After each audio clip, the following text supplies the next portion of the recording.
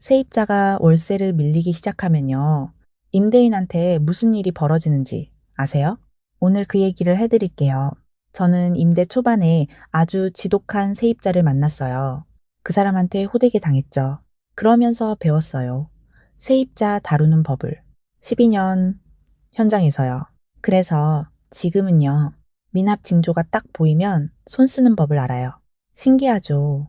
요즘은 월세 밀리는 세입자가 아예 없어요. 주변 원룸 사장님들이 자꾸 물어봐요. 대체 어떻게 한 거냐고. 그 영업 비밀. 오늘 다 풀어드릴게요. 바로 시작하시죠. 본론 가기 전에 제 옛날 얘기 잠깐 할게요. 임대 초반이었어요.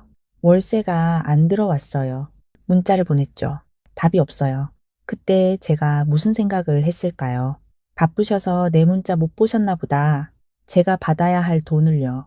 전전긍긍하면서 기다렸어요. 한 번은 세입자가 짜증을 내더라고요. 보낼 건데 왜 자꾸 독촉을 하세요? 그 말에 제가 뭐랄게요? 아, 번거롭게 해드려서 죄송해요. 당연히 받을 돈을 죄송하다면서 받고 있던 거예요. 이게 월세 미납 겪는 임대인의 진짜 얼굴이에요. 밤마다 휴대폰을 봐요. 입금 알림을 기다리죠. 연락 안 되면 별 생각을 다 합니다. 근데 하소연할 데가 없어요. 집주인이 무슨 걱정이야. 다들 이러거든요. 어떤 분은 이러다 6kg가 빠지셨대요. 저요? 저도 그 길 다 지나왔어요. 근데 지금은 안 그래요. 방법을 아니까요. 제 영업 비밀은요, 딱 한 문장이에요. 한 달 안에 대응하고 2달 되기 전에 끝낸다. 자, 여기서 대부분 이렇게 알고 계실 거예요. 월세 2달치는 밀려야 계약 해지가 되는 거 아니냐. 맞아요. 법이 그래요. 연체된 월세가 2달치에 달하면 해지할 수 있죠. 근데요, 그게 바로 함정이에요. 다들 이 2달을 기다리는 시간으로 알아요. 아직 한 달이니까 좀 더 봐주자. 보증금도 있으니까 괜찮겠지. 아니에요. 2달은 해지할 수 있는 최소선이에요. 손 놓고 기다리란 시간이 아니라고요. 저는 첫 달, 밀리는 그 순간부터 움직여요. 왜냐고요? 세입자는 첫 달에 다 판단하거든요. 이 집주인 만만한가? 아닌가? 첫 달에 조용하면 여긴 밀려도 되는 집이 돼버려요. 그래서 첫 달이 골든타임이에요. 근데 대응하라 고만하면 막막하시죠? 구체적으로 보여드릴게요. 미납 첫날, 바로 문자 한 통. 납부일이 지나 연락드린다. 이 정도면 돼요. 독촉이 아니라 기록이에요. 그 다음은 일주일에 한 번씩 계속 문자를 남겨요. 톤은 조금씩 올리고요. 미납 한 달째. 실제로 이쯤 되면 2달, 월세가 밀린 거죠. 이때는 직접 만나요. 얼굴 보고 최대한 자존심 안 상하게 이사를 제안해요. 필요하면 이사비 줄 테니 나가달라 보여주는 거예요. 그럼 이렇게 생각하시는 분들 계실 거예요. 아니, 한 달 가지고 어떻게 내보내요? 2달은 밀려야 법적으로 계약 해지가 되는데. 맞아요. 그렇게 생각하실 수 있어요. 근데 제가 미납 첫날 시작하는 건 내보내기가 아니에요. 대응이에요. 대응. 뭐가 다르냐고요? 미납 첫날부터 저는 기록을 남겨요. 문자로 차곡차곡. 이건 독촉이 아니라 증거예요. 내보내는 건 2달 안에 끝내요. 근데 그걸 가능하게 하는 준비를 미납 첫날부터 깔아두는 거죠. 이 준비의 목적은 법적 조치를 준비하는 게 아니라 세입자를 내보내는 데 있어요. 그래도 끝까지 안 나가면 결국 명도소송 해야죠? 이렇게 물으시는 분들도 계세요. 그 전에 명도소송이 뭔지부터 짧게 짚을게요. 처음 임대 시작하시는 분들 위해서요. 명도소송이 뭐냐? 한마디로 월세 안 내는 세입자를 합법적으로 내보낼 수 있게 그 권리를 법원한테 인정받는 소송이에요. 순서가 이래요.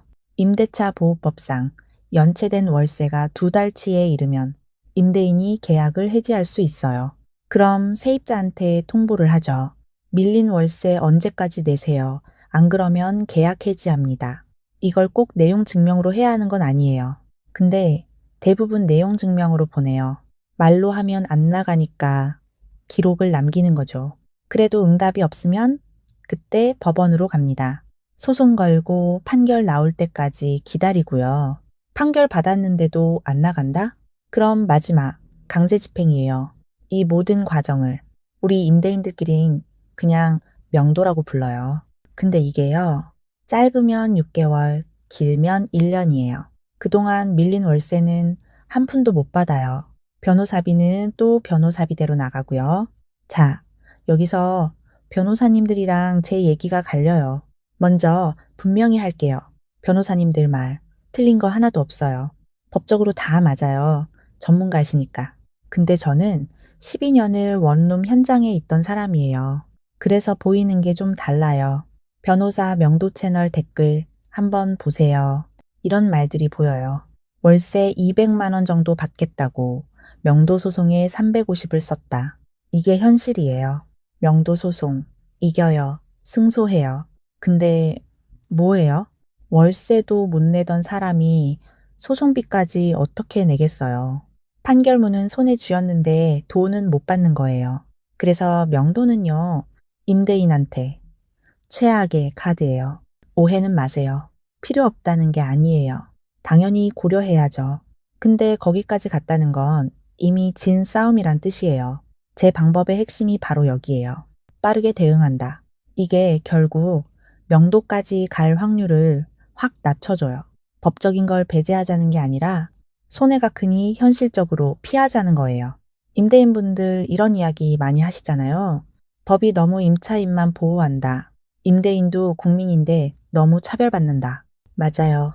저도 100% 동의해요. 내가 받을 돈 받겠다는데 죄인 취급이죠.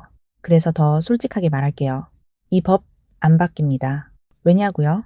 법이 바뀌려면 사회적 공감이 필요한데 사회의 시각에선 임대인은 이미 갑이거든요. 우리가 억울하다고 해도 가진 사람 푸념으로 들려요. 그러니까 기다리지 마세요. 나라가 바꿔줄 거란 기대요. 우리가 스스로 방법을 찾는 수밖에 없어요. 세입자 월세 미납을 가장 많이 걱정하시는 분들이 있으신데요. 보통 보증금을 적게 받아서 세입자가 월세 몇 달만 밀려도 남는 돈이 없는 경우예요. 보증금이 뭐예요? 밀린 월세가주는 완충제잖아요. 근데 그게 얇으면 두세 달이면 바닥나요. 그러니까 보증금 적은 분일수록 한 달 대응이 더 급해요. 완충제가 얇으니까 더 빨리 움직여야죠. 그리고 이후 계약하실 때는 보증금을 충분히 받으시는 걸 추천드립니다. 만약 세입자가 아예 잠적하면요, 전화도 안 받고 이렇게 물으시는 분들 계시는데요. 솔직히 말할게요. 이 케이스가 제일 어려워요. 만나서 합의를 해야 하는데 사람이 사라졌으니까 이런 경우는 결국 명도로 갈 수밖에 없어요. 근데 여기서 가장 큰 무기는 첫날부터 남긴 그 문자 기록이에요.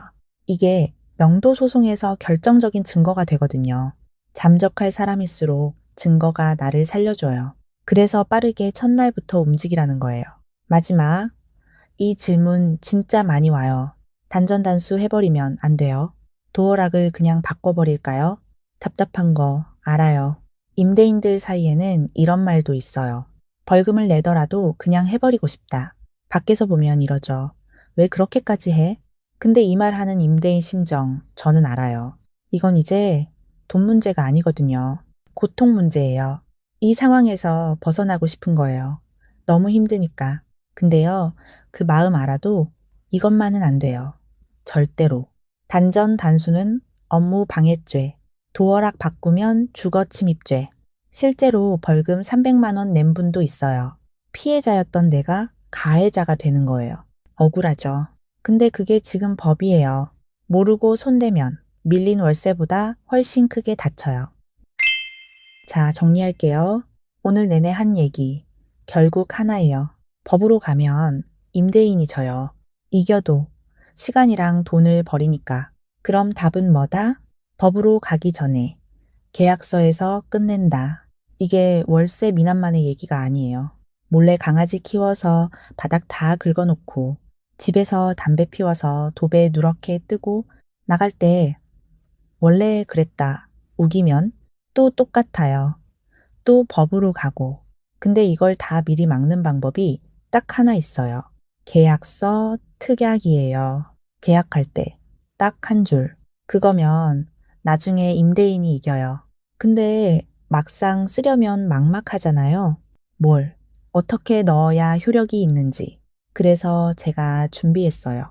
12년 동안 제가 실제로 쓰는 특약 모음 PDF로 정리해 놨어요. 그대로 계약서에 붙이시면 돼요. 고정 댓글이랑 더보기에 링크 있어요. 신청 링크를 쓰시면 바로 다운받으실 수 있어요. 다음 계약 전에 꼭 받아두세요. 마지막으로 한마디만 할게요. 혼자 끙끙 앓지 마세요. 받을 돈을 죄송해 하면서 받지 마세요. 그거 원래 우리가 받을 돈이잖아요. 다음 영상에서 만나요. 구독, 좋아요 부탁드려요.